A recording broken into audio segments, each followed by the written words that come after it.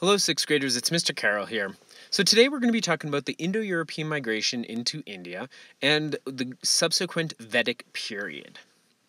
So for the last couple of days, you've been studying the Indus River Valley Civilization, or they're also known as the Harappan Civilization, based on the city Harappa. That was one of the first ones where they discovered this civilization. Now, the Indus River Valley Civilization is concurrent with the Egyptians in Egypt starting and building their pyramids in the Old Kingdom, the Sumerians and the Babylonians living in Mesopotamia and doing all their trading and building of ziggurats.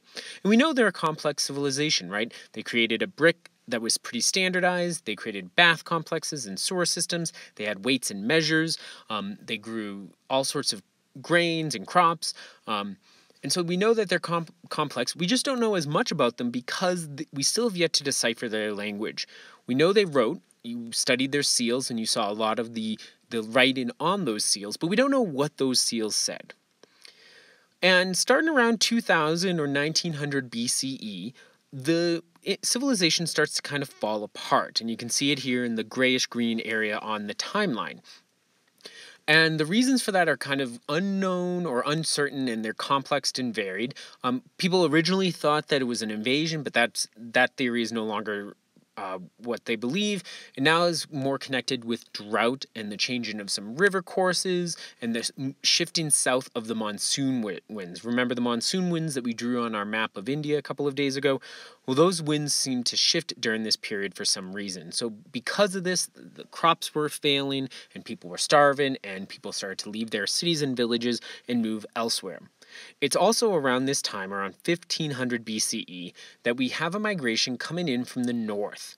And this is known as the Aryans or the Indo-European migration. Now, the Aryans is a loaded term nowadays. It was used by Nazi Germany to kind of label their ideal people. And so that's why I don't use it as much. I prefer to call it by the Indo-Europeans, which is the language group that they come from, or the Vedics, which is the name of the text that they are writing. So what is Indo-European? Well, Indo-European is a family tree, and this is the whole family tree here. The red is all the extinct languages, the greens are all the languages that are still existent today. This one's a little bit easier to read and kind of understand, and it's from The Guardian, it's got cute cats on it, but it's showing the Indo-European tree right there. Uralic is a separate language we won't worry about, but you can see how it kind of grows up and branches into the Indo-Iranian and the European, and you can see the Italic languages there, which comes from Latin that I teach. You can see the Germanic, you can see Celtic and Greek, and you can see over on the left side, you can see the Indic and the Bengali and Hindi and Punjabi. There's a lot of languages connected with that.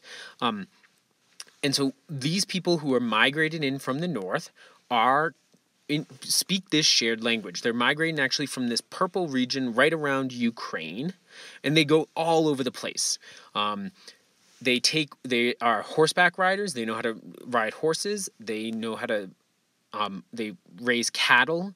They're nomadic in that sense that they raise cattle. And they for some reason around the year 2000 they burst out of Ukraine region, the steppes there, and travel all over the place.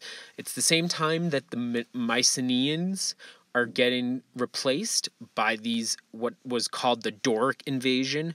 And I'm using air quotes around Doric because it's not really an invasion, but it's these Indo-European people coming in and marrying and kind of integrated with the local population. And the same thing happened in India.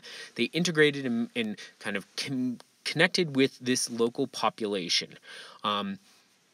They started to settle down in villages there in this time period between the years 1500 and 1000 and connect with the Indus River Valley civilization. They started growing wheat and barley and millet. They grew cotton, pepper, cinnamon, ginger, and kind of formed this new civilization. They started being able to work on iron, too, at that time. And you can see here is where this light tan is where they were mostly set up.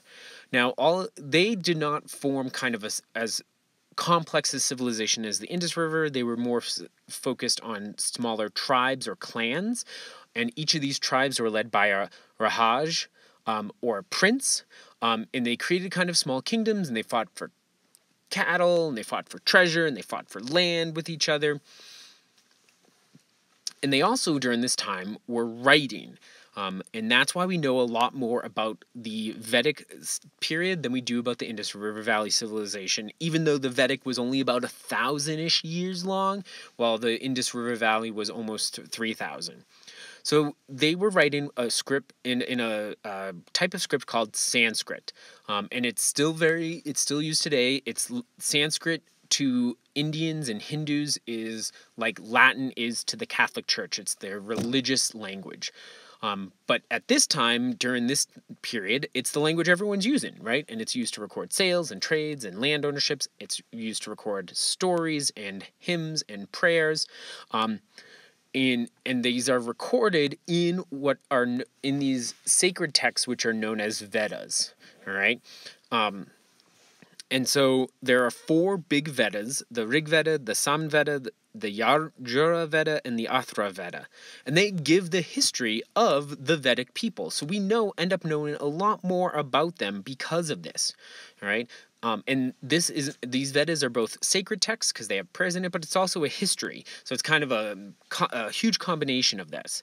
One example of a prayer from the Veda is this. For offering help in sacrifices. Let us invoke today to aid our labor the Lord of speech. May he hear kindly all our invocations or prayers, who gives all bliss for aid, whose works are righteous.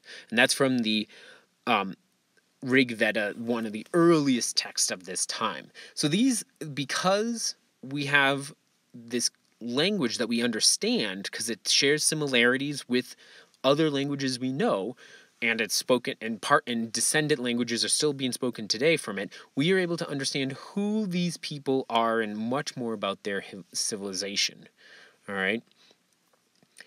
Also, around the year 1000, which is the same right about the time that they're writing these, they start to spread even further. They spread into the Ganges River and further south into the Deccan Plateau. So they spread all throughout the Indian subcontinent. With all of this kind of fighting for cattle and treasure and land, and with this new group coming in, we also get a stratification. And stratification always occurs when we get wealth and power happening. Now, the Indus River Valley civilizations may have been stratified, but we don't know because we don't understand their language, so we can't hear about it. But we do know about it because the layers of the civilization, or the Varnas, are written about in the Vedas. And so in the Vedic period, there are 4 Varnas. The top are the Brahmins, or the priests. All right, and they're the ones that kind of are speaking with their gods and being able to kind of give them religious guidance. Next is the Kshatriyas, which are the warriors, and they kind of run the government. These are the princes. This is where the Rajas come from. Below that are the Vishus, which are the craftsmen or the commoners, which make up farmers, craftspeople, merchants, and the like. And then below that are the Sudras, which are the manual workers, servants, and slaves.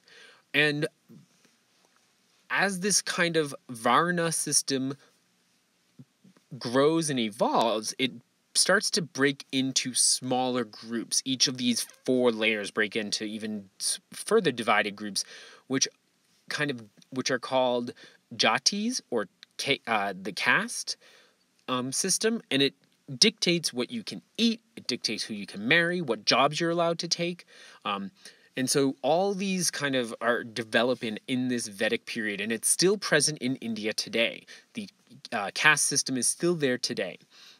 Now, one thing about the caste system is that below the Sudras were the untouchables, and these were not part of the Jati system. They did the work that the Jati Indians were not able to do, like collecting trash or skinning animals or carrying the dead bodies.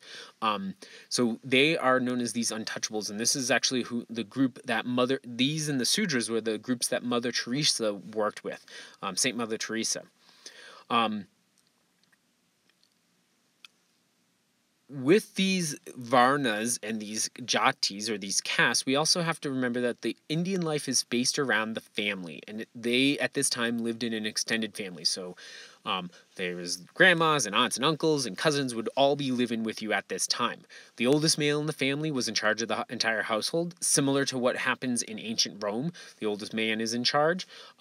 And in the Vedic period, and actually still a little bit today, Indian men had more rights than women. They were the ones who inherited property, and they were the ones who could become priests or who could attend school.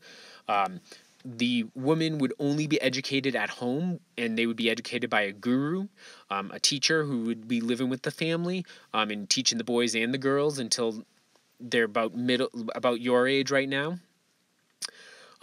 And the family is so important that the parents are the ones who go about and arrange marriages for their children, which is still a common practice today in India. So it's not like these are abstract ideas. These are still kind of present in society today.